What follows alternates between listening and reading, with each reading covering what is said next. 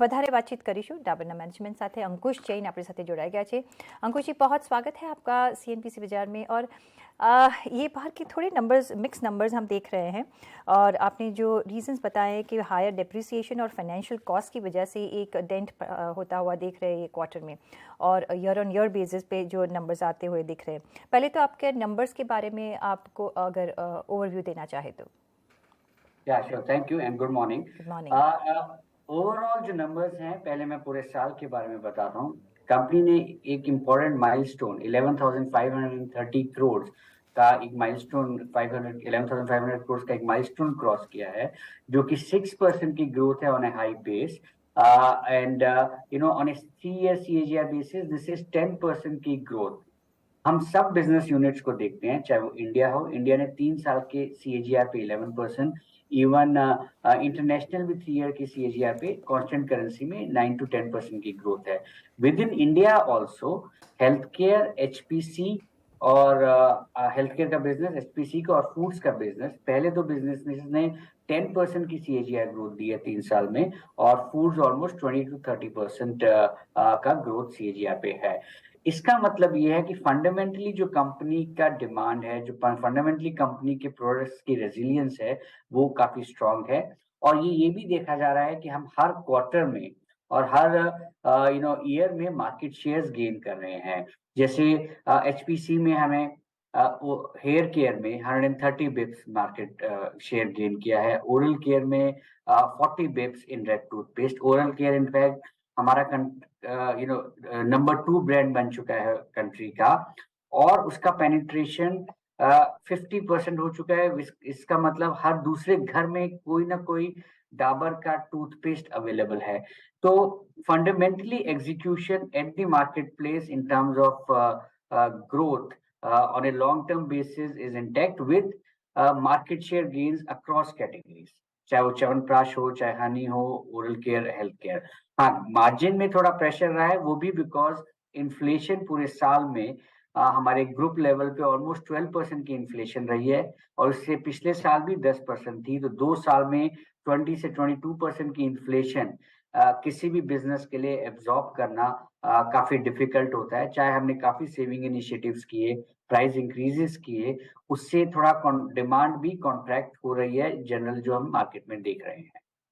But market share हम हर category में लगभग गेन ही कर रहे हैं। जी जी सर, ऑफ कोर्स हमने देखा जो वॉल्यूम ग्रोथ आपका है वो मैक्सिमम जो +29% है वो बेवरेजेस में आया है, फॉलोड बाय फूड और होम केयर में, और बाकी में ऑफ कोर्स हम एक अपार्ट फ्रॉम हेयर ऑयल और हेल्थ सप्लीमेंट, जिसमें हेयर ऑयल्स में फ्लैट है और हेल्थ सप्लीमेंट्स में थोड़ा नेगेटिव है, ओरल केयर में नेगेटिव है। कैसे, क्या आपको लगता है कि जो पेनिट्रेशन रूरल डिमांड में होना चाहिए वो नहीं आया है, वो भी एक रीज़न हो सकता है बिसाइड्स जो कॉस्ट इन्फ्लेशन हमने देखा है? सबसे पहले तो अगर हम जो ओवरऑल वॉल्यूम की बात करें, चाहे वो हमें दिख रहा है कि फ्लैटिश से 1% के बीच में है, लेकिन जो हमने केसेस सेल किए हैं मार्केट में, जो आप जैसा सही कह रहे हैं कि 11% के करीब केसेस ग्रोथ हुई हैं, जो कि फूड्स में ऑलमोस्ट 30-35% के केसेस हमने मार्केट में सेल किए हैं क्वार्टर में भी, और लगभग साल में भी इसी रेंज में। हाँ, लेकिन क्योंकि कंज्यूमर डाउन ट्रेड कर रहा है, वो छोटे प्रोडक्ट्स ज्यादा खरीद रहा है, इसलिए वो वैल्यू वेट जब हम करते हैं तो फ्लैटिश वॉल्यूम दिखता है। बट कहने का मतलब ये है कि कैटेगरीज जहां हम ऑपरेट करते हैं वो काफी प्रेशर में है इस समय तक। जैसे हेयर ऑयल्स हो गया, या ओरल केयर, या च्यवनप्राश, या हनी, पिछले 3 महीने में उनकी 3 से 6 महीने में कैटेगरीज डिक्लाइन किए जा रही हैं। बट हमें लगता है कि अब वो क्योंकि इन्फ्लेशन मॉडरेट होनी स्टार्ट हो गई है, और जो कंज्यूमर्स की डिस्पोजेबल इनकम इम्पैक्ट हो रही थी पिछले 1 साल में, उसमें सुधार काफी हद तक आएगा। और वो लगता है हमें कि ये जो कंज्यूमर्स हैं वापस बड़े पैक्स में और प्रीमियम पैक्स में जाने शुरू करेंगे in medium to long term. थोड़ा एक लास्ट 1 ईयर का एक फेज था जहां बहुत इन्फ्लेशन थी, उससे ओवरऑल कंजम्पशन और मार्जिन में प्रेशर रहा। बट अब हमें लग रहा है क्योंकि मॉडरेशन है इन्फ्लेशन में, तो मार्जिन, ग्रॉस मार्जिन इंप्रूव होने स्टार्ट होंगे। लेकिन हम वो बिकॉज कंजम्पशन पे प्रेशर है, तो थोड़ा मीडिया और एडवर्टीजमेंट में भी ज्यादा स्पेंड करेंगे, जिससे लोगों को और अवेयरनेस बढ़े और our sales and revenue increases. सर, हमने जब भी कोविड चल रहा था तो बहुत डाबर का च्यवनप्राश खाया, और आई थिंक हम थोड़े बचे भी रहे कोविड से। तो तभी तो हमने देखा था कि बड़ा स्पाइक था और च्यवनप्राश मिल भी नहीं रहा था। लेकिन दूसरी बात करें तो आपने जो बादशाह को एक्वायर किया है उसका भी एक कॉस्ट का यहाँ इफेक्ट दिख रहा है, बादशाह मसाला। और साथ में अभी आगे जाके आप क्या ट्रेजेक्ट्री देख रहे हैं, आगे जाके क्या गाइडेंस देंगे? पहले बादशाह पे, तो बादशाह का या थोड़ा सा इस बार कॉस्ट का इम्पैक्ट आया है, आप ठीक कह रहे हैं, क्योंकि एक ब्रांड जब हम अक्वायर करते हैं तो उसको हमें एमोटाइज करना पड़ता है over a period of 10 years.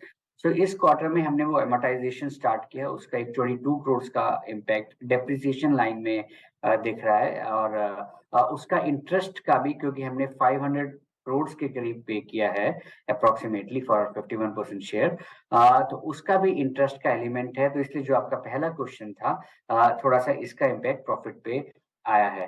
अब हम, लेकिन we are very positive on this Badshah acquisition, because हमें लगता है कि हम ये बिजनेस 20 to 25% CAGR पे ग्रो कर पाएंगे। अभी ये सिर्फ वेस्ट मार्केट में काफी हद तक सीमित है, गुजरात, महाराष्ट्र वगैरह में, लेकिन हम अपने जब इसको इंटीग्रेट करेंगे तो इसका distribution we will increase it gradually in different markets, and also हम इसको एक्सपोर्ट्स में करेंगे।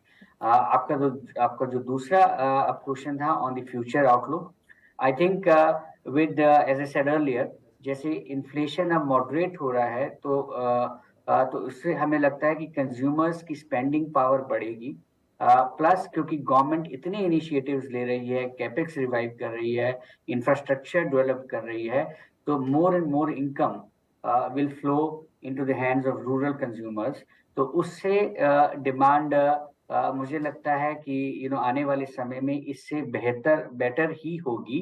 जो कि अभी डिमांड कॉन्ट्रैक्ट हो रही थी, आई थिंक अब इलेक्शन ईयर भी है तो काफी स्पेंडिंग होगी, इंफ्रास्ट्रक्चर एज ए सेड काफी होगा, तो उससे हमारे को उम्मीद है कि कंजम्पशन में बढ़ोतरी होगी। प्लस क्योंकि हम स्पेंड भी मीडिया में अब थोड़ा बढ़ा देंगे, हमारा मार्जिन, ग्रॉस मार्जिन इंप्रूव होना स्टार्ट करेगा, तो उससे भी डिमांड आई थिंक बढ़ेगी। लेकिन हैविंग सेड दैट, हमारी जो एग्जीक्यूशन है वो ड्राइव ऑफ अवेलेबिलिटी, घर घर डाबर पहुंचना, जैसे हम बोल रहे हैं आज हमारा कोई भी डाबर का प्रोडक्ट इंडिया में 10 घरों में से 8 हाउस होल्ड में कोई भी एक डाबर का प्रोडक्ट होगा। ओरल केयर किसी भी 10 घरों में से एटलीस्ट 50% हाउस होल्ड में हमारा प्रोडक्ट होगा, चाहे वो रेड टूथपेस्ट हो, चाहे मेसवाक हो, चाहे लाल दंत मंजन या बबूल हो। तो कोई ना कोई प्रोडक्ट डाबर का इंडिया में, इतनी बड़ी कंट्री में, 8 हाउस होल्ड में आउट ऑफ 10 है। तो मुझे लगता है सिचुएशन इंप्रूव होगी। समय के बारे में कहना थोड़ा डिफिकल्ट है, चाहे वो 3 महीने हो या 5 महीने हो, बट क्योंकि गवर्नमेंट का भी बहुत फोकस है इंफ्रास्ट्रक्चर में, so we are cautiously optimistic things should improve from here.